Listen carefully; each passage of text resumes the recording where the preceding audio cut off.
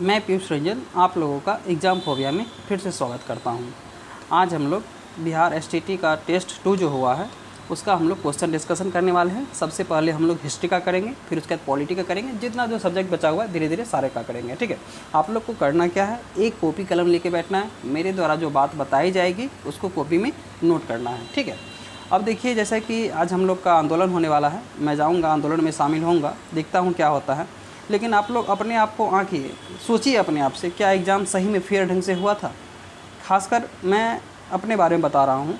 मैंने जहाँ एग्ज़ाम दिया था ऐसी स्थिति देखी थी जो मतलब पूरा क्लास एक दूसरे से बात कर रहा है, ठीक है। और टीचर भी बता रहे हैं, जहाँ तक कि टीचर भी हेल्प किए कर रहे हैं, ठीक है। एक तो जिसका जिस डिस्ट्रिक्ट में था उसी डिस्ट्रिक्ट में एग्ज़ाम दे दिया, ठीक है। आप ज़्यादा दूर नहीं देते तो समझ, जैसे कि मान के चलिए एक डिस्ट्रिक्ट वाले का दूसरे डिस्ट्रिक्ट में देते, ऐसा हुआ नहीं। जान पहचान के टीचर निकल गए, जान पहचान के विद्यार्थी निकल गए, तो सारे एक दूसरे को हेल्प कर रहे थे, ठीक है। तो इस क्रम में जब हमारा रिजल्ट जो आने वाला था उससे 2-3 दिन पहले, मतलब कॉपी वॉपी सब कुछ OMR शीट चेक हो गया होगा, तब वहाँ पे उन्होंने देखा होगा जो सारे को 100+ मार्क्स आ रहा है। क्या कारण है सारे को 100+ मार्क्स आ रहा है, कुछ तो रीज़न हुआ होगा, ठीक है। तो इसी कारण से उन्होंने एग्ज़ाम कैंसिल कर दिया। तो अब देखिए क्या होता है। हम लोग आंदोलन में जाएंगे, प्रदर्शन अपना करेंगे, लेकिन साथ में हम लोग को पढ़ाई भी जारी रखनी है, ठीक है। पढ़ाई करेंगे। अब आगे आने वाला जाका है कि इसमें क्या है, जो जितना स्कोर अच्छा लाएगा उसको उतना प्रेफरेंस दिया जाएगा, ठीक है। तो चलिए, बहुत बातें हो चुकी, अब हम लोग शुरू करते हैं। देखिए आज का हमारा सबसे पहला क्वेश्चन क्या है, किस गुप्त शासक ने सबसे पहले परम भागवत की उपाधि धारण की थी। तो वह कौन गुप्त शासक था, वह गुप्त शासक था चंद्रगुप्त द्वितीय, ठीक है। चंद्रगुप्त द्वितीय, जो लुसेंट पढ़ रहे होंगे उस लुसेंट में देख लीजिएगा, उसमें दिया हुआ है ब्रह्म भागवत की उपाधि समुद्रगुप्त ने धारण किया था, ठीक है। तो वो हमारा आंसर गलत है, समुद्रगुप्त नहीं होगा, ठीक है, चंद्रगुप्त द्वितीय होगा, ठीक है।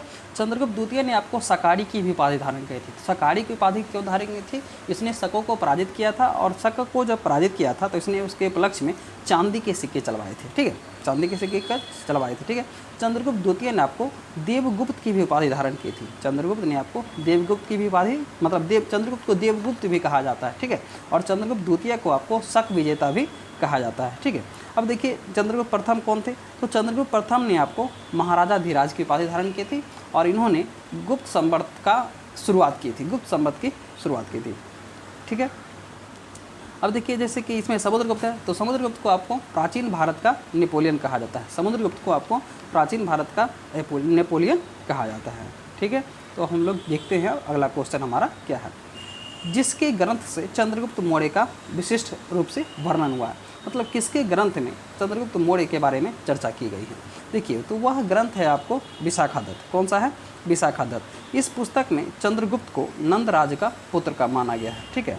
और इसी पुस्तक में आपको चंद्रगुप्त को विरसल अथवा कुलही भी कहा गया है, ठीक है। हालांकि 2 पुस्तक और हैं जिसमें आपको चंद्रगुप्त के शुद्ध उत्पत्ति के बारे में बताता है। जैसे कि एक बृहत कथा मंजरी है जिसने को लिखा है क्षेमेंद्र ने, ध्यान से सुनिएगा। बृहत कथा मंजरी एक पुस्तक है जिसको लिखा है क्षेमेंद्र ने, और एक कथा सरित सागर पुस्तक है जिसको लिखा है सोमदेव ने, ठीक है। इस पुस्तक में चंद्रगुप्त मौर्य के शुद्ध उत्पत्ति के बारे में विवरण मिलता है, ठीक है। अब जैसे देख लीजिए कुछ पुस्तक और के बारे में और मैं बता देता हूँ। जैसे कि शूद्रक ने एक पुस्तक लिखी थी मृच्छकटिकम। क्या लिखी थी, मृच्छकटिकम। अश्वघोष ने कौन सी पुस्तक लिखी थी, तो अश्वघोष ने लिखी थी बुद्धचरित, पौधों का रामायण बुद्धचरित, ठीक है। और विशाखादत्त को किसने लिखा था, तो मुद्राराक्षस ने, ठीक है। अब चलिए हम देखते हैं हमारा अगला क्वेश्चन क्या है। सार्थवाह किसे कहते थे, सार्थवाह किसे कहते थे बताइए। तो सार्थवाह कहते थे व्यापारियों के काफिले को, और यह जो सार्थवाह था यह आपको मौर्य शासनकाल में प्रचलित था। तो मौर्य शासनकाल में कुछ और जो है उसके बारे में भी बता देता हूँ। जैसे कि एक था रज्जुक, जो कि रज्जुक था मौर्य शासन में न्यायाधीश अधिकारी को क्या कहा जाता था, रज्जुक कहा जाता, ठीक है। मौर्य के समय सरकारी भूमि को सीता भूमि कहा जाता था, ठीक है। एक भूमि होती थी औदेव मात्रिक, ठीक है। बिना वर्षा की अच्छी खेती होने वाली भूमि को आपको औदेव मात्रिक कहा जाता था।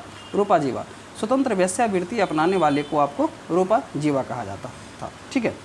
देखिए अब चलते हैं हम लोग, देखते हैं हमारा अगला क्वेश्चन क्या है। किस अभिलेख में रुद्रादमन प्रथम की उपलब्धियां वर्णित है। किस अभिलेख में रुद्रादमन के बारे में जानकारी अभिलेख है, तो यह अभिलेख है आपको जूनागढ़ अभिलेख। यह जो जूनागढ़ अभिलेख है काव्य शैली में लिखा गया है और संस्कृत भाषा में लिखा गया है, ठीक है। और यह जो अभिलेख है यह आपको जूनागढ़ गुजरात गिरनार पर्वत पर लिखा है, ठीक है। कहाँ पे है? जूनागढ़ में गिरनार पर्वत पे। जूनागढ़ है कहाँ पे? गुजरात में, ठीक है। इस अभिलेख में आपको रुद्रादमन के जीवन के बारे में कहा गया है, ठीक है। रुद्रादमन ने आपको सुदर्शन झील का मरम्मत करवाई थी और सुदर्शन झील को बनवाया था किसने? तो चंद्रगुप्त मौर्य ने, ठीक है। अब जैसे कि भीतरी अभिलेख, तो भीतरी अभिलेख को किसने लिखा था? तो भीतरी अभिलेख को लिखा था स्कंदगुप्त ने, ठीक है। नासिक अभिलेख को किसने लिखा था? तो गौतमी वालश्री ने। सांची अभिलेख को तो अशोक ने, ठीक है। तो चलिए देखते हैं हमारा अगला क्वेश्चन क्या है। उत्तरी तथा उत्तरी पश्चिम भारत में सर्वाधिक संख्या में तांबे के सिक्के को किसने जारी किया था? देखिए, उत्तरी तथा उत्तरी पश्चिम भारत में सर्वाधिक संख्या में तांबे के सिक्के को किसने जारी किया था?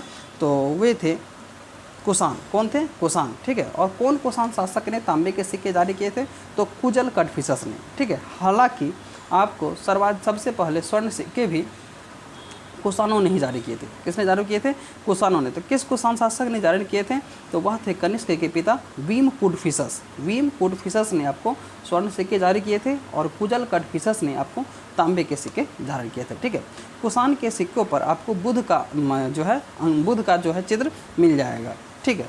कुषाण शासक के समय में ही बाल विवाह की प्रथा आरंभ हो गई थी। कुषाण शासक के समय ही बाल विवाह की प्रथा आरंभ हो गई थी। कुषाण वंश का एक शासक था कनिष्क, जो कि भीम कटफिसस का पुत्र था। इसने आपको चौथी बौद्ध संगति का, इसी के समय चौथी बौद्ध संगति का आयोजन हुआ था। कहाँ पे? कुंडलवन कश्मीर में। और इसी चौथी बौद्ध संगति में आपको हीनयान और महायान संप्रदाय का, बौद्ध धर्म का दो भागों में विभाजन हो गया था, हीनयान और महायान संप्रदाय में, ठीक है।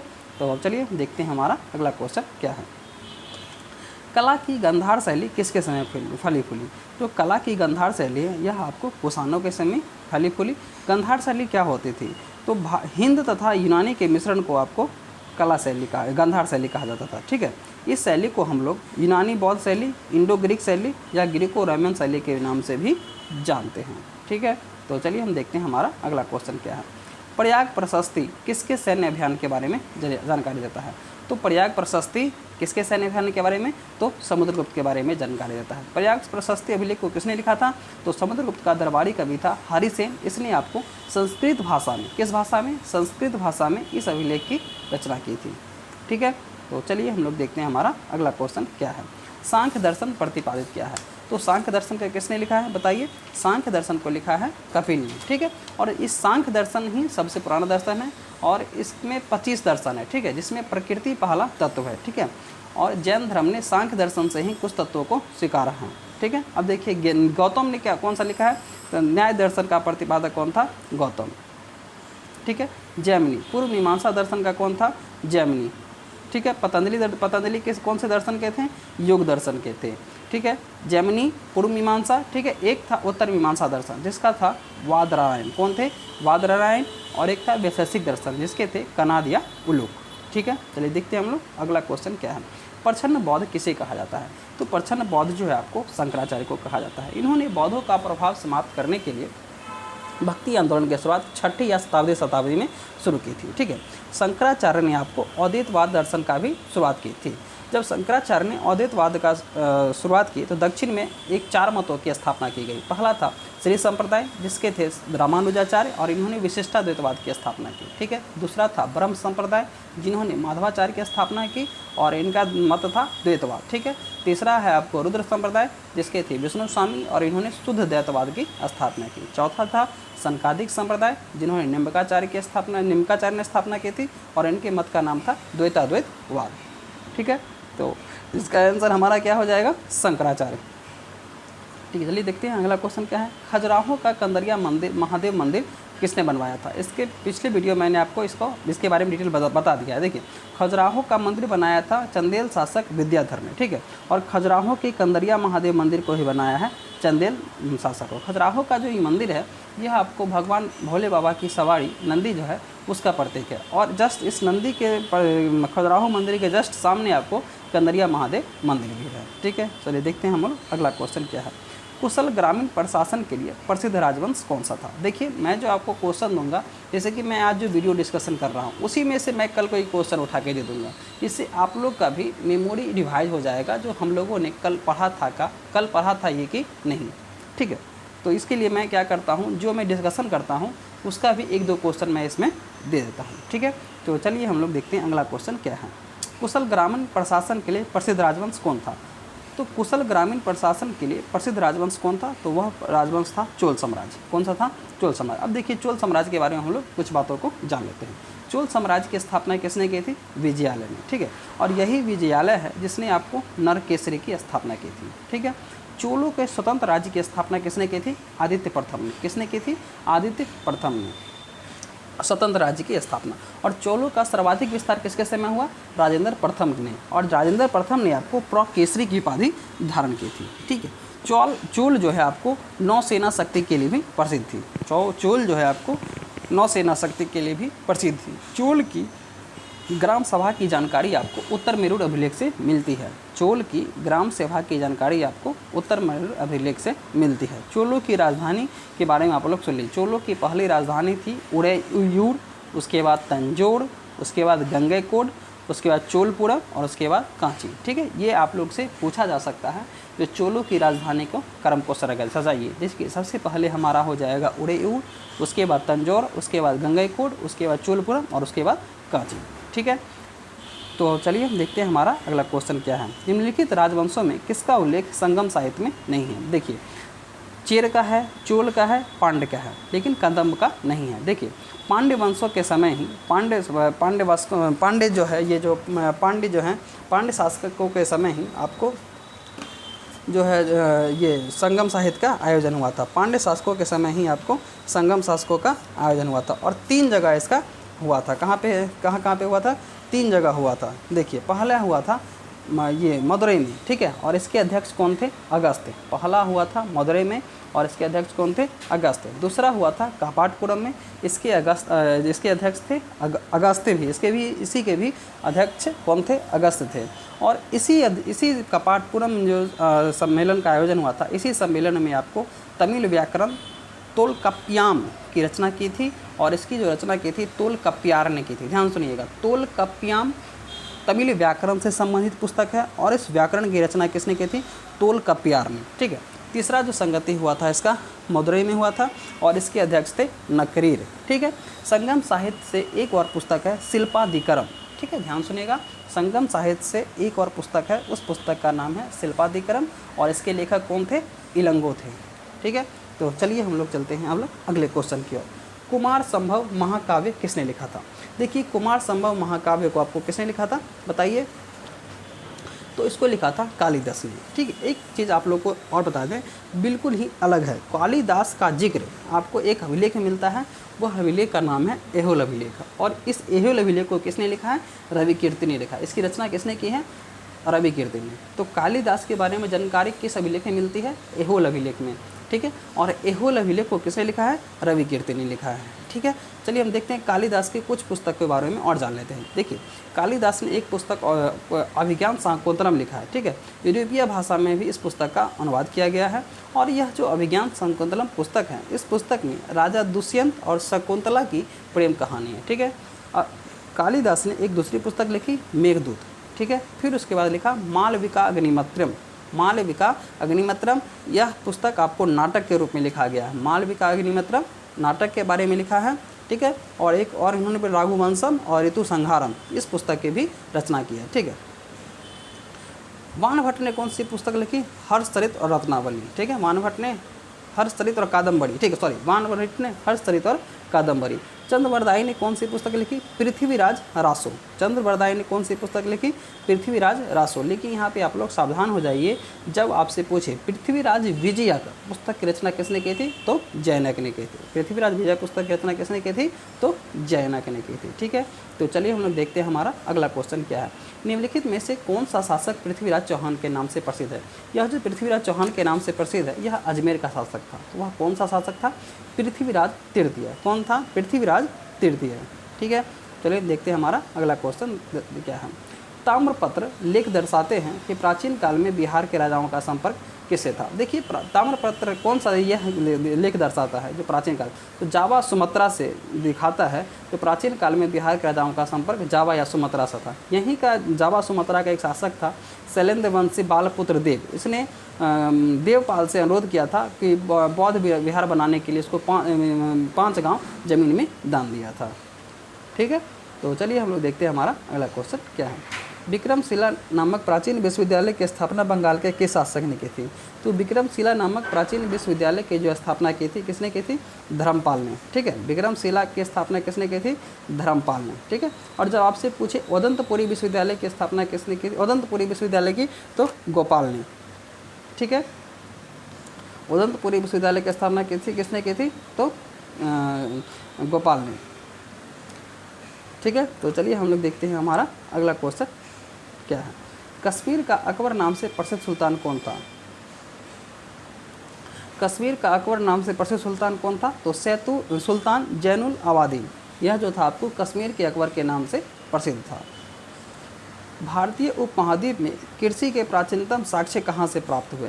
तो भारतीय उपमहाद्वीप में कृषि के प्राचीनतम साक्ष्य आपको मेहरगढ़ से प्राप्त हुए हैं। कहाँ से प्राप्त हुए हैं, मेहरगढ़ से प्राप्त हुए हैं। हालांकि आप लोग यहाँ पे सावधान हो जाइए, एक चीज़ आप लोग यहाँ पे नोट कर लीजिएगा, अगर इस कृषि प्राचीनतम साक्ष्य में अगर एक ऑप्शन लहुरा देव रहे, ध्यान से सुनिएगा, यहाँ पे एक ऑप्शन अगर आपका लहुरा देव रहे, यहाँ पे देख लीजिएगा लहुरा देव, तो आप लोग को टिक करना है इसमें लहुरा देव, क्योंकि अभी अभी के कुछ वर्षों में खोज हुई है जो भारतीय उपमहाद्वीप में कृषि का प्राचीनतम साक्ष्य लहुरा देव से मिला है। और यह लहुरा देव जो स्थल है यह आपको कहाँ पे है, उत्तर प्रदेश में है। कहाँ पे है, उत्तर प्रदेश में है। लेकिन अगर लहुरा देव ना रहे, खाली सिर्फ मेहरगढ़ रहे, तो आपको मेहरगढ़ को टिक करना है। ठीक है, अगर लेकिन लहुरा देव आ जाए तो आपको लहुरा देव को टिक करना है, चाहे उसके साथ मेहरगढ़ ही क्यों ना शामिल हो। हाँ, एक चीज़ और आप लोग को यहाँ पे देख लीजिएगा, जैसे कि विक्रमशिला विश्वविद्यालय की स्थापना किसने की थी, धर्मपाल ने। ठीक है, और नालंदा विश्वविद्यालय की स्थापना की थी तो कुमारपाल ने। ठीक है, नालंदा विश्वविद्यालय की स्थापना किसने की थी, तो कुमारपाल ने। सॉरी, नालंदा विश्वविद्यालय की स्थापना आपको कुमारगुप्त ने की थी। ठीक, किसने की थी, तो कुमारगुप्त ने की थी। देखिए एक ट्रिक है यहाँ पे, अभी तुरंत मैंने ट्रिक बना लिया है। जब विक्रमशिला का जिक्र आए तो आप लोग, जैसे विद्या होता है, ठीक है, विद्या तो वी से विक्रमशिला और ध से धर्मपाल। ठीक है, और जब नालंदा आ जाए, देख लीजिए यहाँ पे, जब नालंदा आ जाए यहाँ पे तो ना को यहाँ पर लिख लीजिए। ठीक है, तो नालंदा विश्वविद्यालय की स्थापना किसने की थी, तो कुमारगुप्त ने।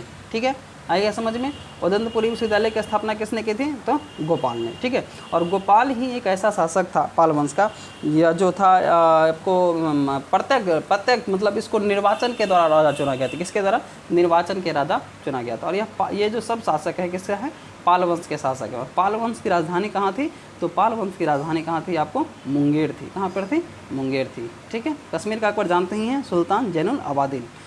चलिए अब देखते हैं हमारा अगला क्वेश्चन क्या है। भारतीय पुरातत्व का जनक किसे कहा जाता है, तो भारतीय पुरातत्व का जनक आपको अलेक्जेंडर कनिंघम को कहा जाता है। चलिए देखते हैं अगला क्वेश्चन क्या है। निम्नलिखित में से किस हड़प्पाकालीन स्थल से हल का टेराकोटा प्राप्त होता है।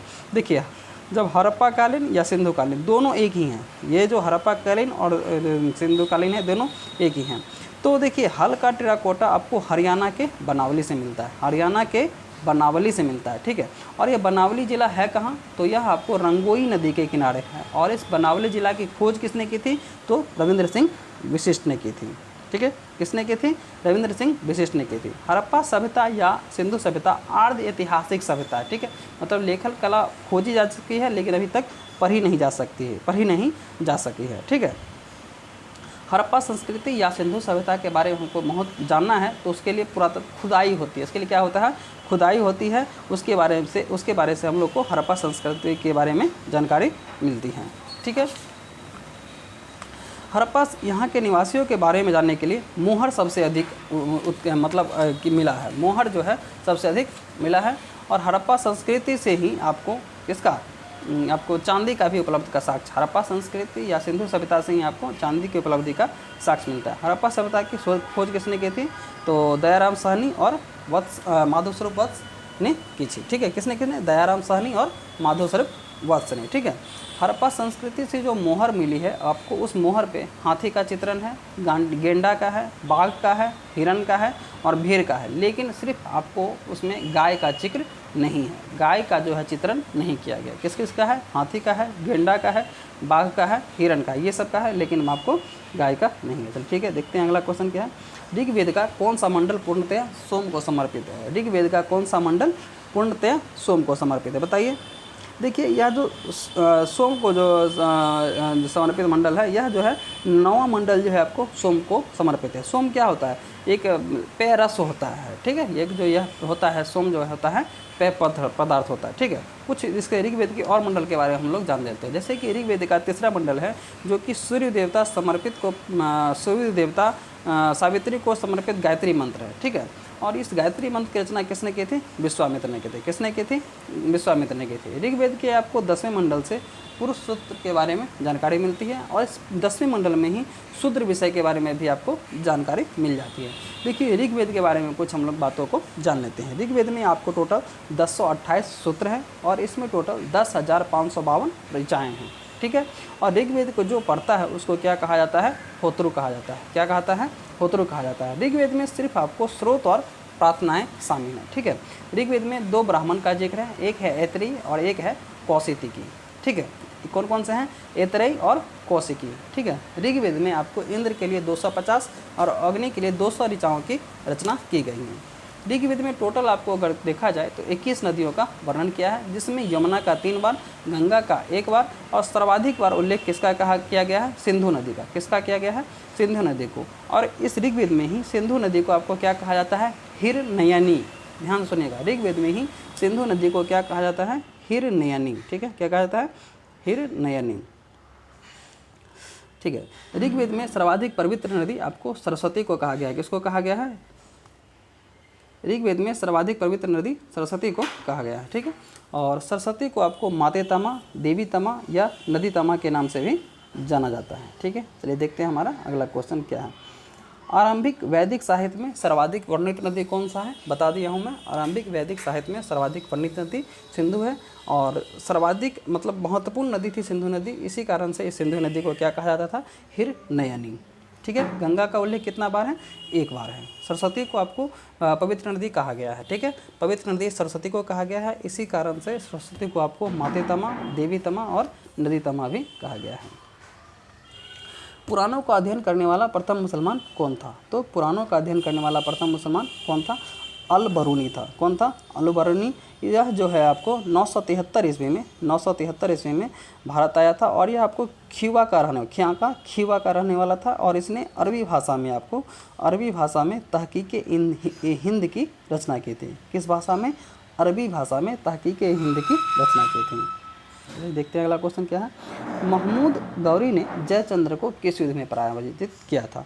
तो महमूद गौरी ने जयचंद्र को चंदावर के युद्ध में हुआ था, जो कि आपको 1194 में हुआ था। इस युद्ध में जयचंद्र को महमूद गौरी ने पराजित किया था। तराइन का प्रथम युद्ध 1191 में पृथ्वीराज चौहान ने महमूद गौरी को पराजित किया था। गिरिया के युद्ध 1740 में हुआ था, जिसमें सरफराज खां को मारकर अलीवर्दी खां ने, जो कि बिहार का शासक था अलीवर्दी खां, उसने बंगाल पर अपनी सत्ता कायम की थी और अलीवर्दी खां के समय ही आपको बंगाल मतलब समृद्ध हो गया था, ठीक है। चंदावर के युद्ध 1194 में और दरायन का द्वितीय युद्ध 1192 में और इस युद्ध में पृथ्वीराज चौहान को मोहम्मद गौरी ने पराजित कर दिया था, ठीक है। तो देखते हैं अगला क्वेश्चन क्या है। 2.5 दिन का झोपड़ा क्या है? तो 2.5 दिन का झोपड़ा क्या है? मस्जिद है और यह है कहाँ पे? तो यह है अजमेर में और इसको बनाया था किसने? कुतुबुद्दीन ऐबक ने। कुतुबुद्दीन ऐबक कौन था? जिसने, जो कि गुलाम वंश का शासक था और इसने सुल्तान की उपाधि धारण नहीं की थी, ठीक है। कुतुबुद्दीन ऐबक की राजधानी कहाँ पर थी? लाहौर थी, ठीक है। इसकी मृत्यु कहाँ हुई? लाहौर में हुई। कैसे हुई? तो पोलो खेलने के दौरान हो गई, ठीक है। कुतुबुद्दीन ऐबक ने आपको कुतुब मीनार का भी निर्माण शुरू किया था, लेकिन इसको पूरा करवाया इल्तुतमिश ने, ठीक है। चलिए देखते हैं अगला क्वेश्चन। कुतुबुद्दीन ऐबक को आपको लाख बख्श भी कहा जाता है, ठीक है। कुतुबुद्दीन ऐबक को आपको कुरान खां के नाम से भी जाना जाता था। चलिए देखते हैं अगला क्वेश्चन क्या है। अलाउद्दीन खिलजी के प्रसिद्ध सेनापतियों में किसकी मंगोलों के विरुद्ध लड़ते हुए मृत्यु हो गई थी? तो वह सेनापति कौन था जिसकी मंगोलों के विरुद्ध लड़ते हुए मृत्यु हो गई थी? तो वह सेनापति था जफ़र खां। कौन था? जफ़र खां। देखिए अब अलाउद्दीन के बारे में कुछ बातों को जान लेते हैं। अलाउद्दीन के बचपन का नाम क्या था? अली तथा गुरसाप। कौन क्या था? अलाउद्दीन बचपन का नाम था अली तथा गुरसाप। अलाउद्दीन के राजा बनने से पहले वह मानिकपुर का सूबेदार था, और वह मानिकपुर का सूबेदार उसको इसलिए नियुक्त किया गया कि उसने मलिक छज्जू एक थे वहाँ पे दादा था, उसके मलिक छज्जू को पराजित कर दिया था। इसी कारण से उसको करा मानिकपुर की सूबेदारी दी गई थी। ठीक है। अलाउद्दीन खिलजी एक ऐसा शासक था जिसने पहली बार धर्म पर राज्य का नियंत्रण स्थापित कर दिया था, और इसने भूमि की पैमाइश कर, सबसे पहले भूमि की पैमाइश मतलब नाप जोख वसूल करके लगान वसूल करना आरंभ कर दिया। ठीक है। और इसी के समय सर्वाधिक खालसा भूमि कैसी भूमि होती है? जो प्रत्यक्ष बादशाह के नियंत्रण में रहती है, को खालसा भूमि में परिवर्तित कर दिया था। ठीक है। और इसने 50% भूमि कर लगाया था। ठीक है। और इसने भूमि की वास्तविक आय पर राजस्व की आय निश्चित की थी, और इसने बाजार नियंत्रण या मूल्य नियंत्रण व्यवस्था लागू की थी, और इसने आपको दीवान मुस्तखराज व्यवस्था भी शुरू की थी। ठीक है। और इसके समय बाजार नियंत्रण और मूल्य नियंत्रण व्यवस्था शुरू की थी, और बाजार नियंत्रण के लिए इसने मलिक कबूल को सहना या बाजार का अधीक्षक नियुक्त किया था। ठीक है। आपको अलाउद्दीन खिलजी ने ही आपको सार्वजनिक वितरण प्रणाली आरंभ की, और इसने आपको घरी कर जो कि घर पे, और चराई कर आपको पशुओं पे लगाया जाता था। ठीक है। अलाउद्दीन खिलजी ने आपको सिकंदर सानी की उपाधि धारण की थी।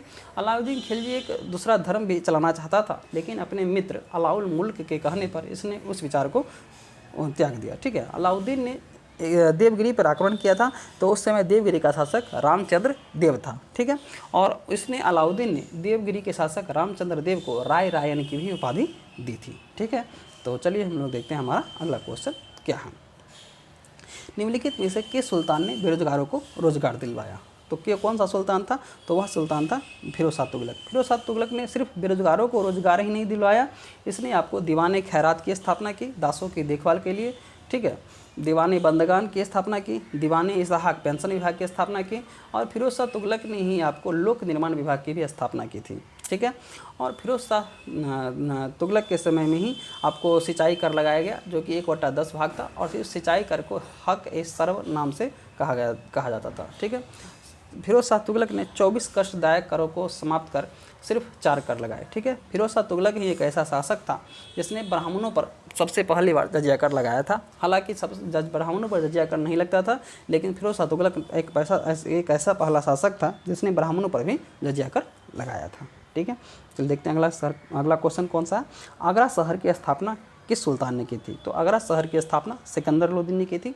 सिकंदर लोदी का आपको मूल नाम था, क्या नाम था? निजाम खां। क्या नाम था? निजाम खां। ठीक है। इसने आपको सिकंदर लोदी ने आयुर्वेद ग्रंथ का फारसी में अनुवाद फरहंगे सिकंदरी से किया था। किससे किया था? फरहंगे सिकंदरी से किया था। आपको सिकंदर लोदी शहनाई का भी शौकीन था, और इसने सिकंदर लोदी ने आपको गरे हुए खजाने में से कोई भी हिस्सा नहीं लिया, और सिकंदर लोदी ने आपको संपत्ति कर भी समाप्त कर दिया था। ठीक है। सिकंदर लोदी गुलरुखी उपनाम से कविताएं लिखा करता था। ठीक है। और इस सिकंदर लोदी ने आयुर्वेद ग्रंथ का फारसी में अनुवाद फरहंगे सिकंदरी के नाम से किया था। ठीक है। तो चलिए हम लोग देखते हैं अगले क्वेश्चन की ओर। विजयनगर का पहला शासक कौन था जिसने वह बहमनी से गोवा को छीना था? तो वह था हरिहर द्वितीय, और इस हरिहर द्वितीय ने ही आपको महाराजा धीराज की उपाधि धारण की थी। देखिए विजयनगर के बारे में हम लोग कुछ और बातों को जान लेते हैं। विजयनगर में टोटल 4 वंश हुए, संगम, सुलभ, तुलुभ और रेवड्डू। संगम वंश की स्थापना हरिहर बुक्का ने की थी। सुलभ वंश की स्थापना सालू नरसिंह ने की थी। तुलुभ वंश की स्थापना वीर नरसिंह ने की थी, और तुलुभ वंश में ही आपको कौन थे? कृष्णदेव राय। ठीक है। और अराविडू वंश की स्थापना किसने की थी? तिरुमल ने की थी। टोटल विजयनगर साम्राज्य ने टोटल 300 वर्षों तक शासन किया था। ठीक है। विजयनगर साम्राज्य की स्थापना हरिहर बुक्का ने अपने गुरु संत विद्यारण संत के आशीर्वाद से किया था, और विजयनगर साम्राज्य की स्थापना मोहम्मद बिन तुगलक के समय हुई थी। देखिए इसके पीछे कहानी ये है, जब हरिहर बुक्का कांपिले राज्य के मंत्री थे, तो उस समय मोहम्मद तुगलक ने आक्रमण किया और उस कांपिले राज्य को अपने में मिला लिया, और उन्होंने हरिहर बुक्का को, हिंदू थे पहले, उनको मुसलमान बना लिया। ठीक है। बाद में हरिहर बुक्का गुरु विद्यारण संत के नज़र में आए, और विद्यारण संत ने इन्हें फिर से हिंदू में परिवर्तित कर दिया, और एक विजयनगर साम्राज्य की स्थापना की नींव रखने को कहा। ठीक है, अब देखिए विजयनगर के बारे में हम लोग कुछ बातों को और जान लेते हैं। जैसे कि हरिहर द्वितीय ने बता दिया है मैंने, महाराजा धीराज की उपाधि धारण की। बुक्का प्रथम ने आपको वेदमार्ग प्रतिष्ठापक की उपाधि धारण की थी। ठीक है, बुक्का प्रथम ने आपको वेदमार्ग प्रतिष्ठापक की उपाधि धारण की थी। देवराय द्वितीय ने आपको इमाडी देवराय या जगत बेटकर मतलब हाथियों का शिकारी की उपाधि धारण की थी। उसके बाद कृष्ण देव राय ने आपको आंध्र भेज, अभिनव भोज या आंध्र पितामह की उपाधि भी धारण की थी। ठीक है, तो ये जो हमला बहमानियों से गोवा को किसने छोड़ा था, तो हरिहर द्वितीय ने छीन लिया था। ठीक है, जो चलिए हम लोग देखते हैं अगला क्वेश्चन क्या है। तालीकोटा का युद्ध कब हुआ था, तो तालीकोटा के युद्ध को हम लोग राक्षसी हट्टी या बन्नी हट्टी के नाम से भी जानते हैं, और यह युद्ध आपको 1565 में हुआ था। ठीक है, और इस युद्ध के से ही आप समझ सकते हैं जो विजयनगर साम्राज्य का विनाश होना शुरू हो गया था। ठीक है, चलिए देखते हैं अगला क्वेश्चन क्या है। दीवाने अर्ज विभाग संबंधित था किसने, तो दीवाने अर्ज विभाग जो था आपको रक्षा विभाग से संबंधित था, और इस विभाग की स्थापना किसने की थी, तो बलबन ने की थी। अलाई दरवाज़ा का निर्माण किस सुल्तान ने करवाया था, इस सुल्तान ने आपको अलाई दरवाज़ा का निर्माण ही नहीं, हजार खंबा महल, सीरी का किला, इसका भी निर्माण करवाया था। तो यह सुल्तान कौन सा था, अलाउद्दीन खिलजी। अलाउद्दीन खिलजी के बारे में मैंने आप लोगों को डिटेल इसका पिछले क्वेश्चन में बता दिया है। ठीक है, चलिए देखते हैं अगला क्वेश्चन क्या है। अजमेर में किस सूफी संत का दरगाह है, तो अजमेर में अगर देखा जाए तो आपको शेख मोइनुद्दीन चिश्ती का दरगाह है, और दिल्ली में किसका है, शेख निजामुद्दीन औलिया का है। ठीक है, दिल्ली में किसका है, तो शेख निजामुद्दीन औलिया का है। चलिए ठीक है, देखते हैं हमारा अगला क्वेश्चन क्या है। भारत में 1613 ईस्वी में अंग्रेज़ों ने अपनी पहली फैक्ट्री कहाँ स्थापित की थी। देखिए, अंग्रेज़ों ने सबसे पहली अपनी अस्थायी फैक्ट्री मसूलीपट्टनम में स्थापित की थी, लेकिन अपनी 1613 में जब पूछा जाए तो वह फैक्ट्री स्थापित की थी सूरत में। ठीक है, हालांकि सूरत में आपको 1616 में डचों ने भी सूरत में स्थापना की थी, और डचों ने ही पहली बार आपको औद्योगिक वेतनभोगी मतलब औद्योगिक मतलब अस्थायी वेतन दिया था अपने वेतनभोगी के, और जो उद्योग में काम करते थे। ठीक है, और डचों ने अपनी एक शाखा 1632 में पटना में स्थापित की थी, जो कि आपको पटना कॉलेज जहां दिख रहा है वह डचों ने स्थापित किया था। ठीक है, और फ्रांसीसियों ने 1668 में ही सूरत में भी स्थापना की थी। ठीक है, ठीक है, जहांगीर ने आपको इनको 1613 में जो है फैक्ट्री स्थापित करने की अनुमति दी थी। देखते हैं अगला क्वेश्चन क्या है। फ्रांसीसी ईस्ट इंडिया कंपनी की स्थापना कब हुई थी, तो फ्रांसीसी ईस्ट इंडिया कंपनी की स्थापना जो हुई थी 1668 में हुई थी, 1664 में हुई थी, और किसके समय हुई थी, लुई 14वां के शासनकाल में। उसके जो मंत्री था कोलबर्ट ने, उसने किया था। किसने किया था, लुई 14वां का मंत्री कोलबर्ट ने 1664 में फ्रांसीसी ईस्ट इंडिया कंपनी की स्थापना की थी। सबसे अधिक निर्णायक युद्ध जिसने अंग्रेज़ों को भारत में प्रभुत्व को स्थापित किया था, वह युद्ध कौन सा था, तो वह युद्ध हमारा था पलासी का युद्ध, जो कि आपको 23 जून 1757 को रॉबर्ट क्लाइव और सिराजुद्दौला के बीच लड़ा गया था।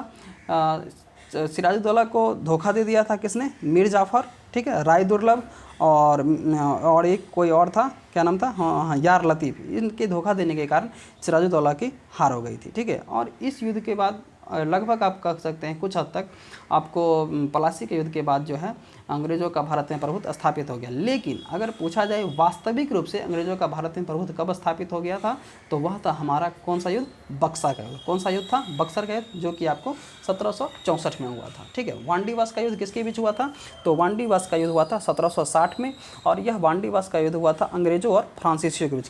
किसके बीच, अंग्रेज़ों और फ्रांसीसियों के बीच। ठीक है, पानीपत का तीसरा युद्ध कब हुआ था, तो पानीपत का तीसरा युद्ध आपको हुआ था 1761 में, अहमद शाह अब्दाली और मराठा के बीच। किसके बीच, अहमद शाह अब्दाली और मराठा के बीच। ठीक है, चलिए हम देखते हैं हमारा अगला क्वेश्चन क्या है।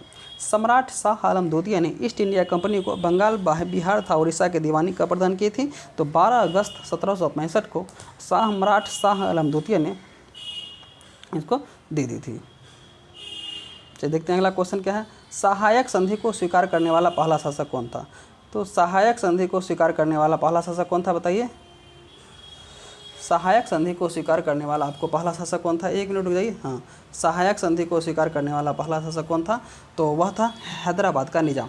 देखिए, सहायक संधि को शुरू किया था आपको डुप्ले ने, लेकिन आपको इसको वेलेज़नी ने भी शुरू किया था। ठीक है, जब फ्रांसीसी जब अगर डुप्ले रहे, जब पूछे आपसे सहायक संधि को किसने शुरू किया था, अगर ऑप्शन में डुप्ले और लॉर्ड वेलेस्ली दोनों रहे तो आपको सबसे पहले टिक करना होगा डुप्ले। अगर डुप्ले ना रहे तो आप वेलेस्ली को टिक कर सकते हैं। तो सहायक संधि को सबसे पहले हैदराबाद के निजाम ने शुरू किया था। तो कब किया था, तो यह किया था 1798 में। कब किया था, 1798 में। ठीक है, आप लोग कम से कम 4 एक लाइन से याद कर लीजिए जो सहायक संधि सबसे पहले किसने, उसके बाद सबसे पहले आपको हैदराबाद ने शुरू किया था 1798 में, उसके बाद मैसूर ने 1799 में, मैसूर 1799 जब ये टीपू सुल्तान की मृत्यु हो गई थी तब।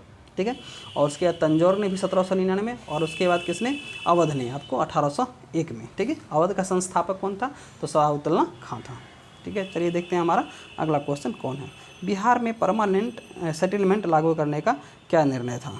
ठीक है, तो जमींदारों के लिए ज़मीन पर वंश परंपरागत अधिकार को स्वेच्छा से हस्तांतरित करने का अधिकार था बिहार में परमानेंट सेटलमेंट। 1857 की स्वतंत्रता संग्राम का प्रतीक क्या था, तो 1857 की स्वतंत्रता संग्राम का प्रतीक था कमल और रोटी। निम्न में से संथाल विद्रोह कब हुआ था, तो संथाल विद्रोह आपको 1855 से 56 के बीच हुआ था। लेकिन जब आपको 1855 और 1856 दोनों आ जाए तो 1856 मारना है, आप लोग को टिक करना है। किसके नेतृत्व में, मुंडा और कान्हू के नेतृत्व में संथाल विद्रोह हुआ था। नेशनल काउंसिल ऑफ एजुकेशन की स्थापना कब हुई थी, तो इसकी जो स्थापना हुई थी 15 अगस्त 1906 को हुई थी। और इस नेशनल काउंसिल ऑफ एजुकेशन या राष्ट्रीय शिक्षा परिषद, यह आपको वैज्ञानिक और तकनीकी शिक्षा के लिए इसकी स्थापना की गई थी। ठीक है, और आपको 1882 में हंटर आयोग की भी स्थापना की गई थी जो कि प्राथमिक शिक्षा में सुधार से संबंधित था। एक और था रंगपुर नेशनल स्कूल, इसकी स्थापना आपको 1905 में की गई थी। रंगपुर नेशनल स्कूल की स्थापना कब की गई थी, तो 1905 को की गई थी। इंडियन ओपिनियन पत्रिका के प्रथम संपादक कौन थे, तो जब इंडियन ओपिनियन पत्रिका को लिखा किसने था, महात्मा गांधी, और इसके प्रथम संपादक थे मनसुख लाल नजर। कौन थे, मनसुख लाल नजर, और इसको लिखा था किसने, महात्मा गांधी ने। कहाँ पे, तो दक्षिण अफ्रीका में लिखा था। वेदों के पुनरुत्थान का श्रेय किसे दिया जाता है, तो वेदों के पुनरुत्थान का श्रेय स्वामी दयानंद सरस्वती को दिया जाता है। और इन्होंने, स्वामी दयानंद सरस्वती ने आर्य समाज की स्थापना 1875 ईस्वी में भी की थी। भारतीय राष्ट्रीय कांग्रेस की स्थापना किसने की थी, तो भारतीय राष्ट्रीय कांग्रेस की स्थापना किसने की थी, ए.ओ. होम। किसने की थी, ए.ओ. होम ने। और इन्होंने जब भारतीय राष्ट्रीय कांग्रेस की स्थापना की थी तो उसमें भारत के वायसराय कौन थे, लॉर्ड डफरिन। और ये कांग्रेस के प्रथम महासचिव थे। कांग्रेस के प्रथम महासचिव कौन थे, ए.ओ. होम। और कांग्रेस के प्रथम अध्यक्ष कौन थे, कांग्रेस के प्रथम अध्यक्ष कौन थे, तो ये थे आपको व्योमेश चंद्र बनर्जी, मतलब WC बनर्जी। ठीक है, हालांकि जब दादा भाई नेरोजी ने आपको भारतीय राष्ट्रीय कांग्रेस नाम रखने का सुझाव दिया था, लेकिन जब कांग्रेस इसका नाम नहीं था तो उससे पहले इसका नाम था भारतीय राष्ट्रीय संघ। और भारतीय राष्ट्रीय संघ से नाम बदल के भारतीय राष्ट्रीय कांग्रेस का सुझाव दिया था दादा भाई नेरोजी ने। ठीक है, तो चलिए देखते हैं हमारा अगला क्वेश्चन क्या है। अनुशीलन समिति क्या थी, तो अनुशीलन समिति आपको एक क्रांतिकारी संगठन थी। अनुशीलन समिति की 3 शाखा थी, एक थी मिदनापुर में, एक थी ढाका में, और एक थी कलकत्ता में। तो मिदनापुर शाखा की स्थापना की थी ज्ञानेंद्र नाथ बोस ने। ठीक है, ढाका की स्थापना की थी पुलन बिहारी दास ने। और कलकत्ता में जो शाखा थी उसकी स्थापना की थी सतीश चंद्र बसु, वरिंद्र नाथ घोष। ठीक है, इन्होंने आपको, और एक थे बाघा जतीन, इन्होंने आपको कलकत्ता में अनुशीलन समिति की स्थापना की थी। गदर क्रांति छिड़ने का सबसे महत्वपूर्ण कारण क्या था, तो गदर क्रांति छिड़ने का सबसे महत्वपूर्ण क्रांति था कामागाटा मारू घटना, जो कि आपको 1914 में हुआ था। नचिकेत आख्यान का उल्लेख कब मिलता है, तो कहाँ मिलता है, नचिकेत आख्यान का उल्लेख मिलता है आपको कठोपनिषद में। कहाँ मिलता है, तो वही मिलता है आपको कठोपनिषद में। मोहनजोदड़ो निम्नलिखित में से कहाँ स्थित है, तो मोहनजोदड़ो आपको पाकिस्तान के सिंध प्रांत में स्थित है। और इसको खोजा कितना मोहनजोदड़ो को, तो रखालदास बनर्जी ने। भारत का सबसे बड़ा स्थल कौन सा है, भारत का सबसे बड़ा स्थल है राखीगढ़ी। ठीक है, अगर आपसे पूछे सिंधु सभ्यता का सबसे बड़ा स्थल है या हड़प्पा का सबसे बड़ा स्थल है, तो अगर सबसे बड़ा पूछ दे, ठीक है, तो वो हो जाएगा हमारा मोहनजोदड़ो। ठीक है, लेकिन भारत में अगर पूछें तो होगा राखीगढ़ी। और यह है आपको हरियाणा में, और इसको 1963 में खोजा गया। और इसको किसने खोजा था, तो इसने को खोजा था सूरज भान ने। ठीक है, तो ये था हमारा 50 क्वेश्चन का प्रैक्टिस सेट। ठीक है, अभी कुछ देर के बाद या कल मैं आप लोग के बीच ये पॉलिटी का लेके आऊँगा। ठीक है, गुड बाय, टेक केयर।